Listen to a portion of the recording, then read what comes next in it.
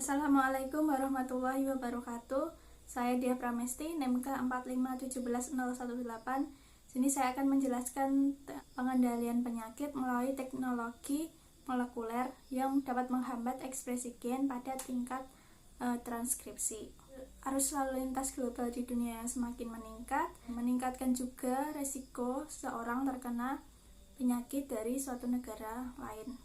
Salah satu contohnya adalah yang saat ini terjadi, adanya virus COVID-19 yang menular dalam waktu yang cukup cepat. Untuk itu dibutuhkan vaksin yang dapat menyembuhkan penyakit tersebut. Namun vaksin tidak efektif untuk mengobati penyakit yang ada karena vaksin itu memerlukan waktu pengembangan yang cukup lama serta tidak dapat menimbulkan respon kekebalan yang cepat. Karena itu dibutuhkan suatu teknologi molekuler yang dapat menjadi agen antiviral baru untuk mengatasi penyakit tersebut. Nah, teknologi molekuler ini menjadi solusi karena akan mencegah ekspresi gen patogen. Jadi ekspresi gen itu termasuk transkripsi dan translasi, yaitu merupakan aliran penerjemahan informasi genetik dari gen ke protein. Sedangkan transkripsi sendiri merupakan suatu proses pengkopian kode genetik yang berada pada DNA menjadi molekul RNA.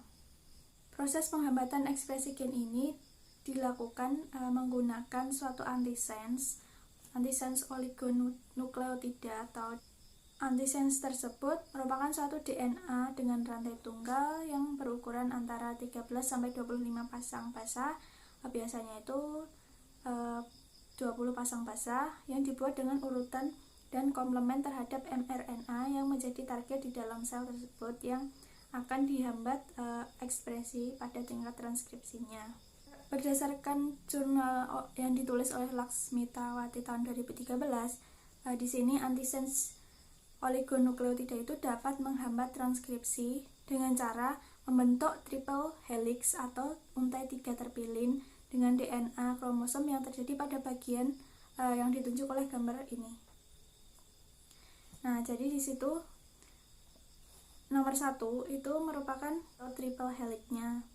Nah, mekanisme antisense oligonukleotida dalam menghambat transkripsi ini dilakukan menggunakan yang namanya oligodeoksinukleotida atau ODN sintetik yang berhibridisasi dengan DNA untai ganda sehingga terbentuk suatu DNA yang memiliki untai 3 terpilin tersebut.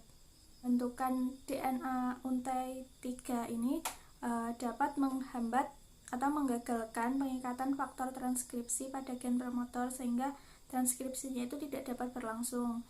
Nah, kedua itu dapat mengakibatkan tidak terbentuknya untai ganda DNA. Karena kita tahu bahwa pada proses transkripsi itu untai DNA itu akan dibuka. Nah, dengan adanya ODN atau oligodeoksinukleotida ini, untai ganda pada DNA itu tidak akan terbuka. Pada jurnal yang lain yang ditulis oleh Ali tahun 2014 juga menyebutkan bahwa antisense oligonukleotida juga berperan dalam inaktivasi gen.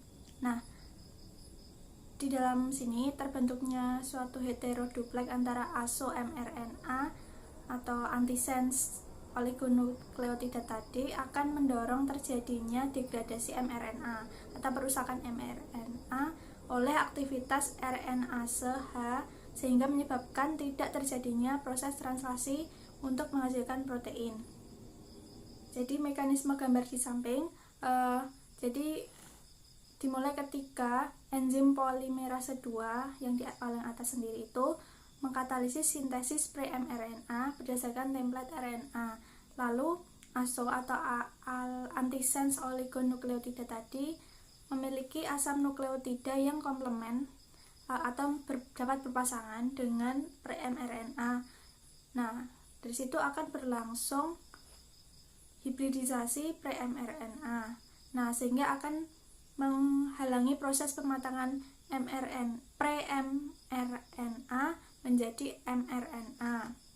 Di jurnal Ali tahun 2014 juga menyebutkan bahwa asam nukleat sintetik juga dapat berperan dalam proses penginaktivasian gen dengan cara pada saat gen itu ditranskripsikan menjadi mRNA dan kemudian mRNA ditranslasikan menjadi protein.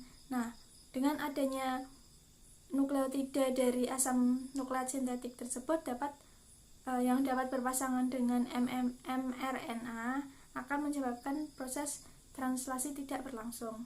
Inaktivasi gen menggunakan asam nukleat sintetik ini diawali dengan menentukan DNA atau RNA target yang akan diinjeksikan, terus dilanjutkan dengan sintesis asam nukleat dengan urutan komplement terhadap urutan DNA target. Kemudian asam nukleat tersebut dimasukkan dengan teknik transfeksi ke dalam sel yang diikuti dengan pengukuran ekspresi gen dan pemeriksaan fenotip yang telah dihasilkan. Nah, teknik-teknik di atas sangat tepat jika digunakan untuk mengatasi adanya penyakit-penyakit baru yang muncul ke suatu negara agar tidak menjadi suatu pandemik.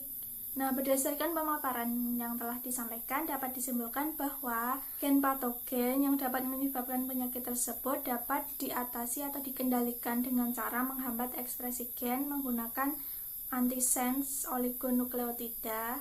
Contohnya adalah oligodeoksinukleotida atau disingkat ODM, terus dengan cara menginaktivasikan gen dengan menggunakan ASO dan dengan menggunakan asam nukleat sintetik. Sekian presentasi dari saya. Apabila ada kesalahan saya mohon maaf. Akhir kata, wassalamualaikum warahmatullahi wabarakatuh.